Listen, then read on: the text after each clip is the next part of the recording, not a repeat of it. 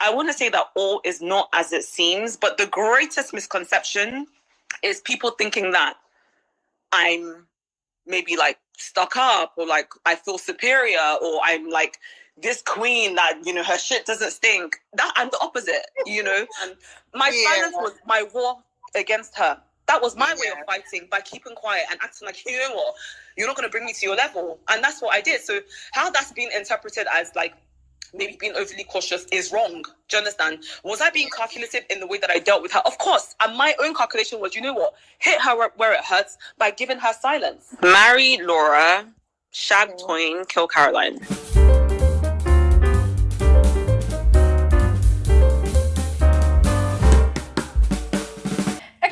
So, you know what, guys? Every time I see or come across an interview that any of the cast members of the Real Housewives of Lagos have, you know, outside the show, guys, I am always super excited. And that is because we all know that the show is heavily produced, heavily edited. So there are a lot of things that happens and it doesn't really add up. It doesn't really make sense. And then you're wondering like, okay, fine.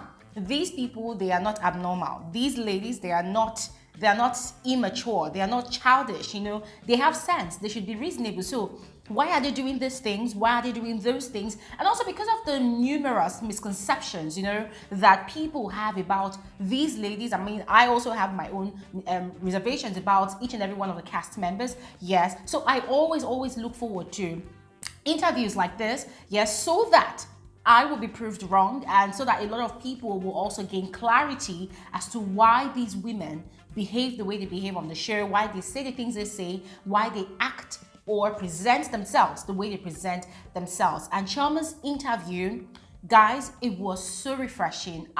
It was non-toxic, it was so refreshing. I was literally happy listening to her give all this clarity to every single misconception that the most or some non-fans have about her. So on this video, we're just going to go into every single detail of all what was spilled in that conversation that Chioma had with those lovely women. All right, if you are new to this channel, thank you so much for clicking to watch. You're absolutely welcome. This is that space where we give the most detailed, factual, accurate analysis of reality TV shows, movies, and trending social topics. Currently, we are looking at Real Housewives of Lagos and Big Brother Naija, the reunion show, the Shine Your Eye reunion show. So if that is the kind of content you like, please do not hesitate to hit the red subscribe button to become a part of this family. And if you always want to receive a lot of my videos like this, hit the white bell button that is called the post notification bell. That is one of the fastest ways that you'll be able to receive a lot of my videos. Now, all of those things said, woo, that was a mouthful. Let's quickly get into the video and unpack all the juicy tea. Now, we're all aware that the misconceptions about Chioma started from the earliest episodes of the show.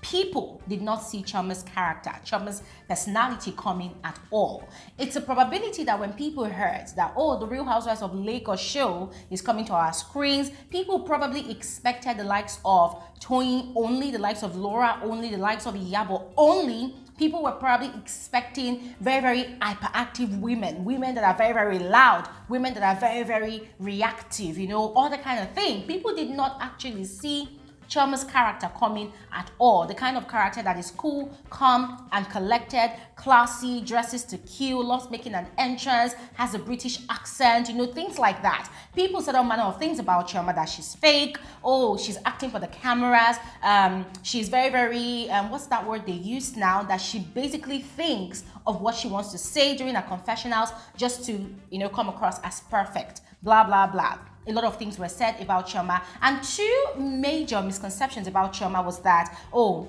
she was actually acting nice to her staff in front of the cameras, you know, to make herself look good. Especially that one particular scene in episode 1 when she was actually training her staff at Brass and Coppers, and after the training she had actually told them to eat the food, that, oh, you can have the meal. You know, people dragged Chioma heavily. According to them, Chioma was very, very condescending. She was treating her staff like they were beggars, and she was doing all of that on screen, you know, to make herself look like the perfect boss. Another scene was I think in episode 2 or 3 when she had actually presented a prosthetic arm. Jesus, English will not fail me. Amen. But as I was saying she had actually presented a prosthetic arm to one of her staff that had actually been attacked by robbers on his way home from work. And on screen, Chioma had actually presented the arm to the boy. Guys, people dragged Chioma that, oh my god, that was totally unnecessary. She just decided to use the guy for clout, to once again glorify herself as the good woman. And those weren't the only things that Chioma had been dragged for. People had dragged Chioma's fashion and style. According to most people, Chioma wears fake designer items, especially one particular podcast that I had actually listened to when Tony had her own interview. Apparently, some of the women on that podcast that had that conversation with Tony, they were actually friends with Tony. And so it was more like a gang up sort of conversation, them dragging Chioma that, Chioma looks local, she wears fake designer items, blah, blah, blah. Even on the same kind of podcast that Caroline had a conversation as well. Chioma was wearing fake designer items, blah, blah, blah. So it was all crazy, the drags and all of that, especially targeting her acts of goodwill, her fashion and style, as well as her accent. Guys, it was all crazy. So on this particular interview, Chioma had taken out time to explain, not like she was actually even trying to convince anybody. For her, if you know, you know. If you don't get it, forget about it. But then, most importantly, the first thing she explained, or should I say clarified, was the staff training. Now, according to Chioma, a lot of people that felt that was like, maybe wrong or condescending are not people that live in Nigeria. So they don't understand how the average Nigerian person treats their staff, Yeah. Most Nigerians, it's like God and then and slaves. That's how it is in Nigeria, But with me, it's very different. It's very different. I mean, I did spend like half of my life in England. So naturally, my mentality is not even necessarily maybe 100% Nigerian in the sense that I don't treat my staff like they're slaves, Of course, I'm professional, do what you need to do, but I'm very human with them. Like, I play with them, I have fun with them, I eat with them, I dance with them. Like, we're forever vibing, So you'll be surprised, but maybe in your typical Nigerian restaurant, they won't actually let the staff have the food. They'll pack it as takeaway or give it to their friends, but they won't actually give it to the staff. But with us, like, it's kind of like a running joke, with me and my staff. Whenever we have, like, they look forward to the training. So I basically, every Monday we have a training session and then we have food and then they eat. So basically the only way I can get them to come for this training is because we're going to have loads of food after. That is what she has been doing for a long time. She trains her staff every Monday and she is basically playing her own part to stand out of the numerous, should I say, stereotypical Nigerian bosses who do not rate their staff, who treat their staff like slaves, who treat their staff like they do not exist. So according to her, she has been able to successfully build a very, very rich rapport with her staff, that they are more like, bosses, and like the kind of relationship they have is like that between a boss who is very, very friendly and cool with his staff. And they are all comfortable around her, and that is not the first time she has actually told them to have the meal. So for her doing what she did on that particular scene, she's just basically showing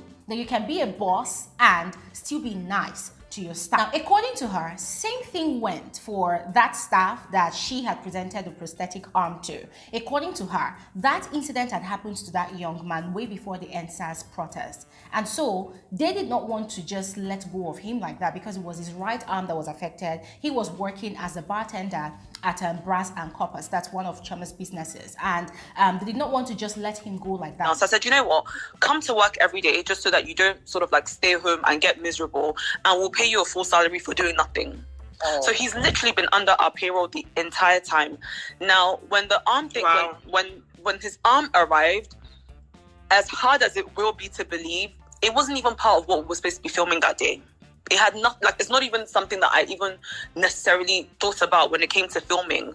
We were actually filming, when the gift boxes arrived, that I wanted to, give the ladies to invite them to the Abuja trip. And the next thing, the arm arrived, and before because he was working, in Brass and Copper, I was in my office, and one of my PAs actually brought the arm and was like, it just came in, and I was like, oh my god, really, and then the crew were like, we have to get this on camera, and I was like, guys, I don't think we should film this. They were like, no, like, people need to see that you're actually a good person. We have to get this on camera, and I was like, okay, then let's do it, So it was actually very organic. It happened very naturally. It's something that's been going on for years anyway. And that was why she had brought the guy on set and had actually actually presented the arm to him on set. So it wasn't like everything was actually scripted or pre-planned that, oh, when they bring you, we're going to pose like this and show like this. According to her, she has been doing her charity work for the past 4 years. Her family, they are heavily invested in it. She's heavily invested in it. And so the show just went to, you know, showcase all that she's already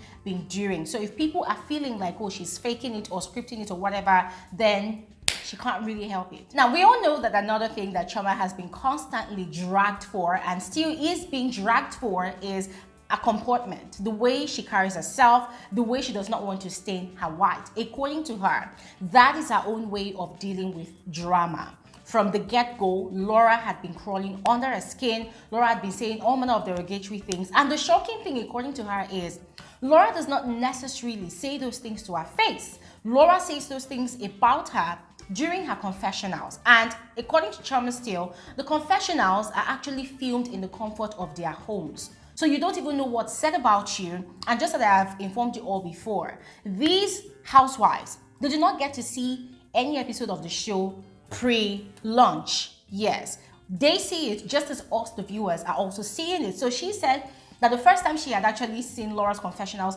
she was so furious, she was so pissed, but then she just had to tell herself that, listen, this thing was filmed about 2 months ago, so let me just allow it slide. But then she said that naturally she deals with drama with silence, and that was what she told herself when she noticed that she and Caroline were Laura's target of drama, of pettiness, of violence on the show. For her, she was not going to entertain any of that. She was not going to expend her energy or even reciprocate Laura's negativity. And that's what she's been doing, and that does not make her fake. Now, another thing that she had also clarified was her role in the Caroline and Laura's fight. Now, if you all recall, a lot of us, me too, we had all dragged Chioma for not standing up immediately to render support or to show allegiance or loyalty to Caroline, to pacify Caroline, just as Iyabo had been doing first before she now went later to do. Now, according to Chioma, she and Caroline, they had had conversations. To keep it classy,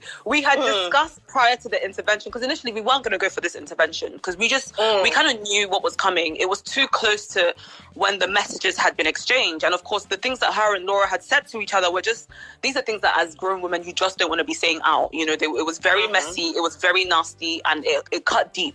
So obviously they were both in a very fiery place at that point. So, you know, in the intervention, I mean, I didn't even know what was edited. I really need to watch that episode. But at times I was like, I think that this was premature. Like, I don't think that this is the right time to do this thing, because what do you guys think is going to happen? Of course, there's going to be drama. Of course, they're going to fight. You know, if I was in that situation and somebody has said half of those things to me, maybe I'll be fighting too. Do you understand? Like, so my point, I just felt like it wasn't the appropriate time, but regardless, it was happening. And initially, Caroline and I were not going to go. We were like, no way, we're not going to be a part of this. You know, we just want to keep it classy. And then Iyabo kind of said, you know, guys, just come. Hopefully we can resolve things. You know, let's speak to Laura and everyone and just table out all the issues so it's not awkward moving forward. And then we were like, okay, fine, we'll go. But we discussed it and we said, we are going to keep it classy. We're not going to fight. In fact, I said, I'm not going to sit next to you, because if I sit next to you and we both end up attacking Laura, it's going to look like we're bullying Laura. That makes sense. So the agreement they had was, listen, when we go for this meeting, if Laura tries shit, use your words. We're going to use our words. No fistings, no fightings, no violence, nothing. Just use your words. And because she did not think that Laura had the audacity to carry that bottle of water to throw it at Caroline. And funny enough, it didn't even land on Caroline, it actually landed on her. And she had actually warned Laura that, listen, this water, you know, soiled my Dior. If you try shit, you're gonna get it hot from two of us. So obviously, guys, they edited that part. We did not really see that part because, of course, we know that the show is heavily edited. Now, moving on for Chioma, she said the first time they were actually going at each other, she was still seated because she felt like Caroline was going to keep to their agreement, or she did not even think that Laura was going to go the extra mile with her aggression. So it was when she saw that both of them had stood up, there was bottles flying around and stuff, that was when she had stood up. So it wasn't like she did not want to, you know, show that allegiance to Caroline at all. And another reason why she had not really entertained or engaged Laura's, you know, aggression was because of the fact that she's a lawyer. A lot of people still do not understand or even want to accept that being a lawyer comes with a lot of responsibilities, a lot of expectations, a lot of codes of conduct. Yes, work ethics that you cannot just soil like that. Otherwise, it's going to be held against you in the future.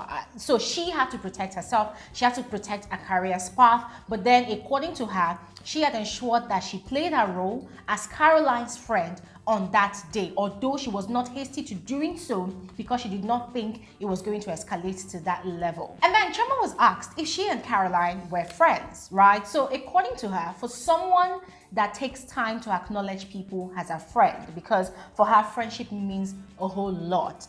She and Caroline, they were definitely friends on the show, but now they are no longer friends. And then also asked the same question about Laura. She said that genuinely, she does not have any issues with Laura, but then she was shocked at all the things that she was hearing Laura say about her during her confessionals, because right to her face, Laura was not really saying any of those things. You know, Laura did not probably have the balls to say any of those things to her face, but she was quite surprised and shocked that Laura was saying all of those things, that she felt maybe Laura was just using her to get the attention that she needed for the show, you know, to create the drama that she needed for the show, to probably get herself popular or whatnot. So for her, she does not really have any issues with Laura. They are not friends either, but they are cool. Now, Chioma also went further to explain something, which is quite interesting because she's the second person saying that. Toyin had actually explained in her own interview that all what we are seeing Laura doing on the show is just Laura trying to create drama, you know, for the show, trying to gain popularity or stand out or maybe grow a fan base from all of those drama, because there are a lot of people, you know, that watch the show that actually enjoy such toxicity and regard it as entertainment. So Laura is definitely, you know, fulfilling those people's, should I say, cravings. Now, Chioma mentioned, you know, in this conversation that Laura is not a bad person, that Laura is just like a child that's very, very recalcitrant, cantankerous and whatnot, you know, but she knows that Laura is not a person that can kill you. Laura cannot kill you, she cannot harm you, but she will only throw a fuss, she will only do all the nasty, crazy, aggressive things that she wants to do. But they are not friends, but they are cool. Now, I specifically loved the way Chioma addressed the whole misconception about her fashion sense, her style, and all whatnot. According to her, whenever I wasn't wearing Dior, LV, I was wearing Nigerian designers. I was wearing Nigerian brands. Yes. Funny enough, I love Zara. I have a lot of like Zara things here, but I was like, why am I wearing Zara when I could be promoting Vicky James or Matopida Atelier or like, you know, Medlin Couture? Like, there's so many brands out there that deserve the recognition. And I mean, how can we have an international platform and we want to be wearing international brands when we have so many amazing creatives out here? And for me, I just felt like it was an opportunity to just showcase Nigeria to the world, showcase Nigerian fashion to the world. And the funny thing is, a lot of like some of these like, you know, American influencers, like really popular influencers and celebrities that I know or like that follow me, they've started reaching out to these designers. Yes. Do you understand? They're making out, they like, whether the designers admit it or not, I know who's looking at my page, I know who's messaging me, and I know what's happening. So it's giving them the recognition that I wanted them to receive as well, you know. And anyone who thinks that like maybe I dress too much or whatever, like it's one of two things: either you're hating or, you know, you're obviously like not clued up, because I don't really see how you can have such a platform and not use it to the benefit of yourself and your community. So she was really proud of the work that she was doing. And I loved the way she said that, listen, if people do not know, then they should forget about it, because she's not going to stress herself explaining or trying to validate anything to anybody. And guys, to be very frank with you, I totally agree. I mean, that particular conversation that was it Caroline and Toyin were having, that they kept on saying that, oh, Chioma was wearing fake designer outfits. Guys, me, I was just laughing in my head because I'm thinking, listen, the only person that can tell and knows that, okay, oh, Chioma is probably wearing fake designer pieces or not, is that person that actually works or operates in the industry. Yes, you see all these personal shoppers that can actually differentiate between fake and duped. Those are the kind of people that can actually say that, okay, Chioma is wearing fake or not. So if you do not know, please hold your peace. And then finally, Chioma played a game with the host of that conversation. You know, this game about marry, kill, and smash. Guys, quite shockingly, Chioma said that she would marry Laura, she would smash Toyin, and then she would kill Caroline. Marry, shag, kill. Option Caroline, Toyin, Laura. Marry Laura, shag Toyin, kill Caroline. Guys, see, that part blew my head away. It blew my head away, and I was wondering, because guys, I am still curious to know what exactly caused the rift between Chioma and Caroline, and I cannot wait to find out. And I am really hoping and anticipating that for the remaining episodes of this season of the Real Housewives of Lagos, that they reveal the real reason, because guys, this is a lot. This is a lot. Chioma marrying Laura? No way. And you know another interesting thing, the ladies on that conversation, they asked Chioma if there was a possibility of her returning for a second season. According to her, her mental health first, and if the terms of her contract with the producers are actually fair enough and beneficial to her, that she was definitely going to come back. And then they also asked her who she was going to come back with. She said definitely Iyabo. And then who she was not going to come back with, she said we would have to wait and watch the show. Guys, I'm having goosebumps already. I cannot wait. But you know, if you ask me, this is what I deduced from the interview. Chioma will always remain classy. She will always remain disciplined. And one thing I definitely love about Chioma is her ability to create boundaries. You are either my friend, or you are an acquaintance, or you are not in any of those lists at all. And guys, I feel like just as she said on that interview, just as the ladies also said, it's very important, it's very, very necessary for us to be able to create boundaries, guys. Boundaries goes a long way to helping you maintain and retain your sanity. Trust me, you cannot just allow anybody and everybody coming into your life, having access to you like that. And it's okay not to be friends with everybody, and it's okay to be comported. It's okay to be classy. It's okay to not be ratchet. It's okay to not, you know, talk at every point in time when people are expecting you to talk or even react. It's fine. It's normal. It does not make you fake. Yes, realness does not always have to be noise. Realness does not always have to be people throwing insults, making derogatory statements about people. Realness should not necessarily be people's definition of you. Realness should not necessarily be drama, guys. Realness should not necessarily be violence or aggression. Realness should be what you are comfortable in being and in doing. So as I said, I thoroughly enjoyed the conversation, and I want to also use this opportunity to say a huge thank you to Alani Kenike. You are the realest MVP. Thank you so much for hooking me up with this conversation. Thank you, thank you, thank you. I thoroughly enjoyed it. So much positivity on that conversation. I really enjoyed it. And hey, I know that a lot of you watching this video right now, you're already pinching yourself and saying, Glory, Glory, you always defend Chioma. Glory, you're a fan of Chioma. You're already tearing your hair. Glory, Chioma is your fave. Listen. Just go ahead and share your own thoughts. Share your own opinion, yes, about Chioma's interview in the comment section below, guys. Remember, this is what I heard from the interview, and partially I also gave you my own perspective, okay? So just go ahead and share yours in the comment section below, and I'll see you guys tonight on the day 4 of the Big Brother Naija Shine Your Eye reunion show. And I did a video about the day 3. It's currently on my channel, so if you missed out on it, just go ahead and check it out. Have an amazing day. Bye.